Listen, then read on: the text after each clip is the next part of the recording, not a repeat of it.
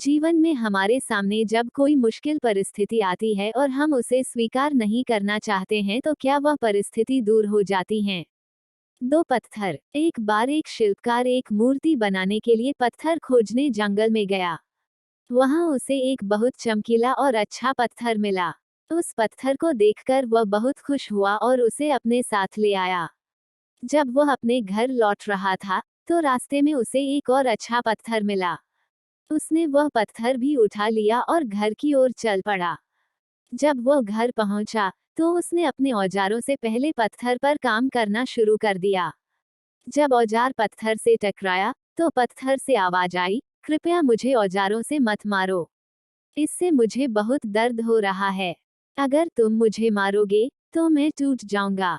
कृपया मुझे छोड़ दो। उस पत्थर की बात सुनकर शिल्पकार को दया आ गई। उसने उस पत्थर को छोड़ दिया और दूसरा पत्थर ले लिया और उस पत्थर पर अपने औजारों से मूर्ति बनाने लगा। उस दूसरे पत्थर ने दर्द या चोट लगने की शिकायत नहीं की। कुछ समय में शिल्पकार उस दूसरे पत्थर से भगवान की एक बहुत ही सुंदर मूर्ति बनाने में सफल हो गया। अगले दिन गांव के लोग भगवान की मूर्ति लेने आए। उन्हें मंदिर में रखने के लिए एक और पत्थर की जरूरत थी। जब उन्होंने शिल्पकार को इसके बारे में बताया तो उसने वो पहला पत्थर भी ग्रामीणों को दे दिया। लोगों ने मंदिर को सजाया और भगवान की मूर्ति को स्थापित किया और उस पहले वाले पत्थर को उस मूर्ति के सामने रख दिया, जिसे भक्त नारियल फोड़ने के लिए काम में लेने लगे।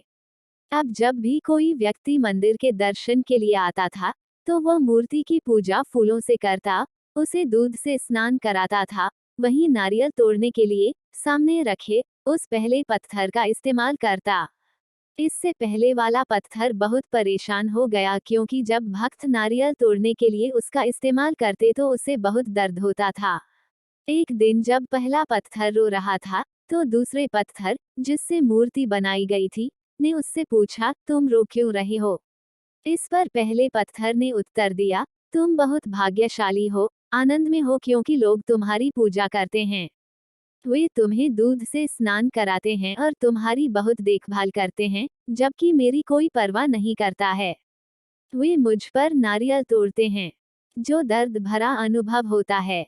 इस पर दूसरे पत्थर ने एक पल का ठहराव लिया और फिर बोला, जब शिल्पकार तुम पर औजार से काम कर रहा था, अगर उस समय तुमने उसे नहीं रोका होता तो तुम आज मेरी जगह होते।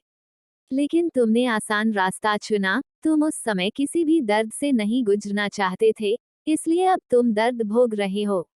शुक्र है, हर सुबह जब हम उठते हैं, हमको कुछ न कुछ करना होता है, चाहे वो हमको पसंद हो या ना हो। अपना सर्वश्रेष्ठ करने के लिए दृढ़ संकल्पित होने से हम में संयम और आत्मविश्वास, परिश्रम और इच्छा शक्ति, प्रसन्नता और संतोष 100 गुना बढ़ जाते हैं।